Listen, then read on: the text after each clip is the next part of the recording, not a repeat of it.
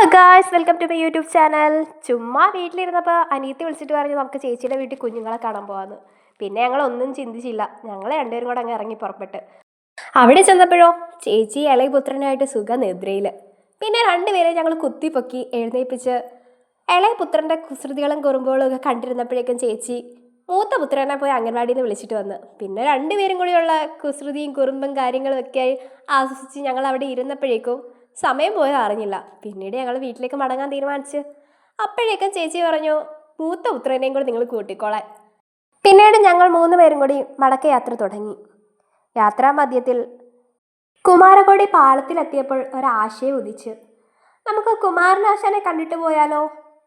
പിന്നൊന്നും നോക്കിയില്ല, ഞങ്ങൾ 3 പേരും അവിടേക്ക് വെച്ച് പിടിച്ചു. കുമാരകോടി പാലത്തിൽ കൂടി യാത്ര ചെയ്യുന്ന ഏതൊരു യാത്രക്കാരനും കുമാരനാശാനെ കാണാതെ മടങ്ങാൻ സാധിക്കുമോ? ഞങ്ങളും മലയാളത്തിലെ പ്രിയ കവിയായ കുമാരനാശാനെ കാണാൻ തിടുക്കപ്പെട്ടു പോയി. ആലപ്പുഴ ജില്ലയിലെ തോട്ടപ്പള്ളി പല്ലന റോഡിൽ പല്ലനയാറിൻ്റെ തീരത്ത് ഇന്നും ആശാൻ അന്ത്യവിശ്രമം കൊള്ളുന്നു.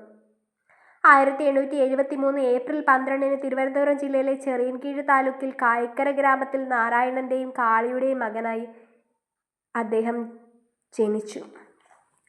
1924 ജനുവരി 14 വെളുപ്പിനെ 3 മണിക്ക് പല്ലനയാറ്റിൽ റെഡീമർ ബോട്ട് മറിഞ്ഞുള്ള അപകടത്തിൽ ആശാൻ മരണപ്പെട്ടു. കൊല്ലത്ത് നിന്ന് 145 യാത്രക്കാരുമായി ആലപ്പുഴ ലക്ഷ്യം വെച്ച് പോയ റെഡീമർ ബോട്ട് പല്ലനയാറ്റിൽ അപകടത്തിൽപ്പെട്ടു.